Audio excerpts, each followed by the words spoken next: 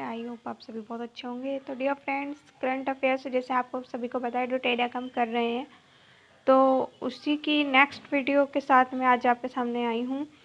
तो चलिए स्टार्ट करते हैं आज का सेशन। तो इसमें हमने केंद्रीय बजट के बारे में पढ़ा था लास्ट, और उसके बाद मैंने आपको बताया था कि कुछ इम्पोर्टेंट पॉइंट्स हम देखेंगे। तो चलिए स्टार्ट करते हैं। केंद्रीय बजट 2023-24 टू द पॉइंट। ठीक है, तो यहाँ से हम थोड़ा सा देख के चलेंगे। देखिए, मोबाइल फ़ोन का उत्पादन पिछले वित्तीय वर्ष में 2,750,000 करोड़ रुपए के मूल्य के 31 करोड़ यूनिट तक पहुंच गया है। तो मोबाइल फ़ोन के उत्पादन के बारे में यहाँ पे कुछ इम्पोर्टेंट दिया गया है, देख लीजिए। विनिर्दिष्ट सिगरेटों पर राष्ट्रीय आपदा आकस्मिकता शुल्क 16% की वृद्धि करने का प्रस्ताव किया गया है। भारत विश्व में स्टार्टअप के लिए तीसरा सबसे बड़ा इकोसिस्टम है और मध्यम आय देशों के बीच नवाचार गुणवत्ता में दूसरा स्थान है। आगे देख लेते हैं। केंद्रीय बजट 2023-24 में सरकार ने 2014 से अब तक की उपलब्धियां बताई हैं, जो निम्न हैं। तो 2014 से अब तक की जो उपलब्धियां हैं वो बताई गई हैं, देख लेते हैं। इन वर्षों में भारतीय अर्थव्यवस्था दुनिया की 10वीं से 5वीं सबसे बड़ी अर्थव्यवस्था बन गई है। मतलब इनका कहना है कि 2014 से और अब तक भारतीय अर्थव्यवस्था दुनिया की पहले 10वीं सबसे बड़ी अर्थव्यवस्था थी और अब 5वीं अर्थव्यवस्था है। बाकी आप सभी जानते हैं कि जो महंगाई है वो कहाँ पहुँच गई है। नेक्स्ट देखिए, स्वच्छ जल मिशन के तहत 11.7 करोड़ घरेलू शौचालय का निर्माण। उज्ज्वला योजना के तहत 9.6 करोड़ एलपीजी कनेक्शन। 102 करोड़ लोगों को 220 करोड़ कोविड टीकाकरण। और पीएम जनधन योजना के तहत 47.8 करोड़ बैंक खाते खोले गए हैं। तो खाते खोले गए हैं, बाकी उसमें कुछ पैसे आए हैं या नहीं वो आप सभी जानते हैं। नेक्स्ट देखिए, पीएम सुरक्षा बीमा एवं पीएम ज्योति योजना के तहत 44.6 करोड़ व्यक्तियों के लिए बीमा कवर। पीएम किसान सम्मान निधि के तहत 11.4 करोड़ से अधिक किसानों को 2.2 लाख करोड़ रुपए का नकद हस्तांतरण। इसमें पीएम किसान योजना में क्या होता है, आपको पता है कि पीएम किसान योजना में सभी किसानों को जिनकी जो मतलब आय है कम होती है और जिनके पास ज़मीन भी कम होती है, उन्हें क्या दे देता है, 2,000 रुपये दे जाते हैं। मतलब 1 ईयर में 3 किस्त दी जाती हैं। तो ऐसे इनकी ये योजना है। प्रति व्यक्ति आय दोगुनी से भी अधिक होकर 1.97 लाख रुपए हो गई है। अब ये प्रति व्यक्ति आय दुगनी हो गई है, ये चीज़ आप लोगों को देखने वाली होगी। हमारे देश में बेरोजगारी का क्या आलम है आप सभी जानते हैं। नेक्स्ट देख लीजिए, पर ये गवर्नमेंट के आंकड़े हैं तो हमें तो पढ़ने पड़ेंगे, क्योंकि एग्ज़ाम्स में तो ये नहीं पूछेगा कि क्या सही है और क्या गलत। एग्ज़ाम में तो आपका रिकॉर्ड मांगेगा। व्यक्तिगत आयकर नए कर व्यवस्था में 7 लाख रुपए तक आय वाले व्यक्तियों को कोई कर का भुगतान नहीं करना होगा। छः आयकर स्लैब वाली व्यक्तिगत आयकर व्यवस्था में स्लैब की संख्या घटाकर 5 कर दी गई है और कर छूट की सीमा को 3 लाख रुपए बढ़ा दी गई है। तो ये टू द पॉइंट था 2023-24 के बजट में। अब देखिए, यहाँ पे आपको कुछ गिवन है आंकड़े, विषय और लक्ष्य प्राप्त वर्ष। मतलब ये कुछ विषय हैं जिनको गवर्नमेंट ने ये कहा है कि हम इस ईयर तक ये लक्ष्य प्राप्त कर लेंगे। तो फर्स्ट है आपका कालाजार को पूरी तरह समाप्त करने का लक्ष्य। तो कालाजार जो बीमारी है आपकी, WHO ने ये लक्ष्य रखा है 2030 तक, और लक्ष्य वर्ष है इसका 2023। दिल्ली मुंबई एक्सप्रेस को पूरा करने का लक्ष्य है आपका 2023 तक। उर्वरक क्षेत्र में आत्मनिर्भर बनाने का लक्ष्य भी 2023 है। और इसके अलावा ब्रॉडगेज रूट को 100% विद्युतीकरण को करने का लक्ष्य भी आपका 2023 है। पूर्वोत्तर के सभी राज्यों की राजधानियों को रेल नेटवर्क से जोड़ना 2023। कृषि में शून्य डीजल उपयोग तथा नवीकरणीय ऊर्जा का इस्तेमाल करने का आपका जो लक्ष्य है वो 2024 है। आगे देख लेते हैं, सबके लिए आवास मुहैया कराना पहला लक्ष्य था 2022 और अब हो गया है कितना, 2024। डिजिटल रेडियो लॉन्च करने का लक्ष्य आपका 2024 है। हर घर में नल जल, स्वच्छ जल की आपूर्ति 2024। सड़क दुर्घटनाओं से होने वाली मौतों को 50% तक कम करने का लक्ष्य 2024। आगे देख लेते हैं, भारतीय अर्थव्यवस्था को $5 ट्रिलियन इकोनॉमी बनाने का लक्ष्य 2024-25 है और भारतीय अर्थव्यवस्था को $1 ट्रिलियन डिजिटल इकोनॉमी बनाने का लक्ष्य 2025 है।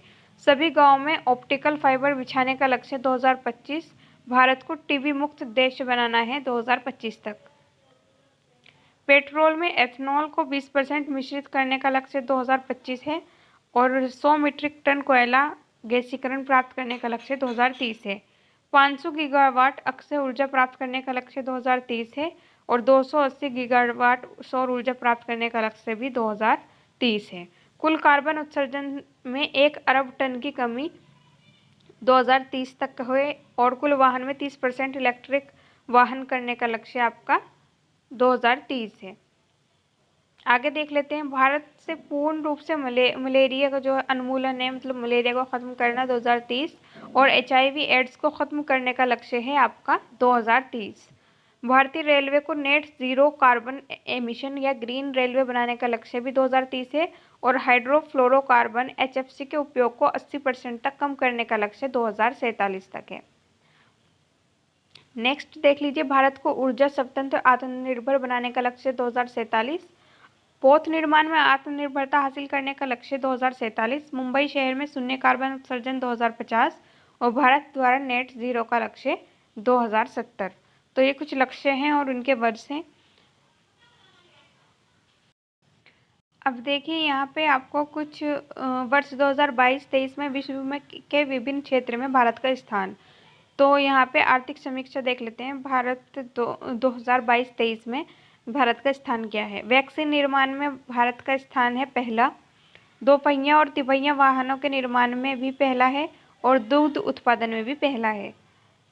कच्चे इस्पात के उत्पादन में दूसरा, मोबाइल फ़ोन निर्माण में दूसरा, अंडा उत्पादन में तीसरा, ऑटोमोबाइल क्षेत्र में तीसरा, फार्मास्यूटिकल्स फार्मा उद्योग में तीसरा, यात्री गाड़ियों के निर्माण में चौथा, रेलवे नेटवर्क में चौथा, विदेशी मुद्रा भंडार में छठा और विश्व व्यापार के सेवा निर्यात में सातवां, मांस में आठवां और विश्व व्यापार के सेवा निर्यात में 10वां है। तो ये कुछ आपको स्थान दिए गए हैं। भारत में स्थान 2022-23 में क्या है। इसके अलावा आगे देख लेते हैं, यहाँ पे आपको कुछ बैठक दी गई है जो भारत की अध्यक्षता में हुई है G20 की। ये इम्पोर्टेंट है एग्जाम के लिए, ये देख लेते हैं। सम्मेलन बैठक गिवन है आपको और आयोजन की तिथि और आयोजन स्थल।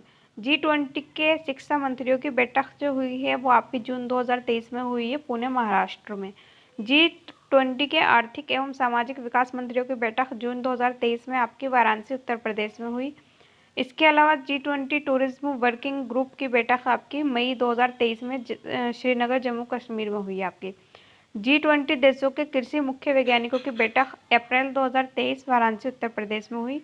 G20 के अध्यक्षता के तहत 100वीं बैठक आपकी अप्रैल 2023 वाराणसी उत्तर प्रदेश में हुई। इसके अलावा G20 शेरपा की दूसरी बैठक अमिताभ कांत की अध्यक्षता में हुई थी। कब हुई थी? अप्रैल 2023 में केरल में। उसके अलावा G20 के विदेश मंत्रियों की बैठक मार्च 2023 में नई दिल्ली में हुई और G20 anti corruption working group की पहली बैठक मार्च 2023 में गुरुग्राम हरियाणा में हुई। मॉडल G20 की बैठक फरवरी 2023 में नई दिल्ली में और G20 पर्यावरण जलवायु स्थिरता कार्य समूह की पहली बैठक फरवरी 2023 बेंगलुरु में हुई। आगे देख लेते हैं, G20 वित्त मंत्रियों और सेंट्रल बैंक के गवर्नरों की पहली बैठक फरवरी 2023 में हुई बेंगलुरु कर्नाटक में और G20 के शेरपा की पहली बैठक दिसंबर 2022 में उदयपुर राजस्थान में हुई। तो ये थे आपके इम्पोर्टेंट कुछ बैठक और इसके अलावा पिछले 6 माह में प्रमुख स्थानों के परिवर्तन नाम देख लेते हैं। आप सभी जानते हैं मोस्ट इम्पोर्टेंट है। देखिए पूर्व नाम यहाँ पे गिवन है और परिवर्तित नाम मतलब जो अब परिवर्तित होकर नाम रखे गए हैं वो यहाँ पे हैं। तो अहमदनगर जिला इसका नाम है अब अहिल्याबाई होलकर नगर। शिवमोगा हवाई अड्डा तो उसका नाम रखा गया है कुवेम्पू हवाई अड्डा। प्रस्तावित है ये, अभी चेंज नहीं हुआ है। औरंगाबाद शहर का नाम आपका रखा गया है छत्रपति संभाजी नगर। उस्मानाबाद शहर का नाम धाराशिव। उसके अलावा चर्च गेट रेलवे स्टेशन अब है CD देशमुख रेलवे स्टेशन, ये भी प्रस्तावित है। राउरकेला हॉकी स्टेडियम, बिरसा मुंडा अंतर्राष्ट्रीय हॉकी स्टेडियम, ये मोस्ट इंपोर्टेंट है, आप सभी जानते हैं, पूछा भी गया एग्जाम में। मुगल गार्डन, अमृत उद्यान और हैरिस पार्क सिडनी ऑस्ट्रेलिया, अब क्या है लिटिल इंडिया। तो ये आपको कुछ परिवर्तित नाम इम्पोर्टेंट जो थे वो ने बताए। इसके अलावा हम जो यूपीएससी प्रीलिम्स परीक्षा हुई थी 14 मई 2023 को, उसमें जो इम्पोर्टेंट क्वेश्चंस पूछे गए हैं वो देख लेते हैं थोड़े से। देखिए, केंद्रीय बजट 2023-24 के अनुसार अंतर्राष्ट्रीय अवसरों के लिए युवाओं को कौशल प्रदान करने के लिए विभिन्न राज्यों में कितने कौशल भारत अंतर्राष्ट्रीय केंद्र स्थापित किए जाएंगे? तो कितने किए जाएंगे? 30। ये पूछे गए क्वेश्चन है आपके। स्पेयर पुस्तक किसने लिखी? प्रिंस हैरी ने। 25 दिसंबर 2022 को किस देश द्वारा 1 जनवरी 2005 के बाद जन्मे हुए पुरुषों के लिए 1 वर्ष की सैनिक सेवा अनिवार्य कर दी गई है? तो कौन सा देश है ये? ताइवान। देख लीजिए कैसे क्वेश्चंस पूछे जा रहे हैं यूपीपीसीएस में। इसके अलावा नेक्स्ट देखिए, पोप बेनेडिक्ट 16वें जिनका हाल ही में निधन हुआ के संदर्भ में कथनों का सही तो कथन दिए गए हैं, उनके बारे में आपको बताना है कि कौन सा सही है। तो यहाँ पे देखिए, वे जर्मनी के मूल निवासी थे और वे 600 वर्षों में इस्तीफा देने के लिए पहले पोप थे। तो दोनों ही सही थे। एग्जाम में ये कथन के रूप में पूछा गया था आपसे। जनवरी 2023 में किस एयरलाइन का विमान नेपाल में दुर्घटनाग्रस्त हो गया? तो ये देखिए, यति एयरलाइन का। दिसंबर 2022 में सुदर्शन प्रहार अभ्यास कहाँ किया गया था? राजस्थान में। विश्व वेटलैंड्स दिवस 2 फरवरी को वेटलैंड दिवस मनाया जाता है, आप सभी जानते हैं, आर्द्रभूमि दिवस। उसके बाद नेक्स्ट देखिए, मध्याह्न भोजन योजना को पीएम पोषण योजना किस वर्ष पूर्णांकित किया गया? मतलब पहले क्या था आपका मध्याह्न भोजन योजना, उसके बाद पीएम पोषण योजना के रूप में परिवर्तित कर दिया गया 2021 में। जननी सुरक्षा योजना का प्रमुख उद्देश्य है मातृ मृत्यु दर तथा नवजात मृत्यु दर में कमी करना। उसके अलावा नेक्स्ट देख लीजिए, संघीय बजट 2023-24 में योजनाओं के अनुसार आवंटन के संदर्भ में निम्न कथनों में से कौन सा सही है? तो देखिए, यहाँ पे ऑप्शन गिवन है आपको, ऐसे आपको ऑप्शन दिए थे और इसमें से सेकंड वाला ऑप्शन बिल्कुल सही था। दिसंबर 2022 में न्यूजीलैंड ने अगली पीढ़ी के लिए धूम्रपान पर प्रतिबंध लगाने वाला विश्व का पहला कानून पारित किया। न्यूजीलैंड का लक्ष्य कब मतलब कौन से वर्ष तक धूम्रपान मुक्त होना है?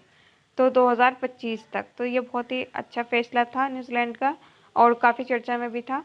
From dependence to self reliance पुस्तक के लेखक विमल जलान। तो पुस्तक भी आपके लिए इम्पोर्टेंट है, जो लेटेस्ट चल रही है, पुरानी तो है ही।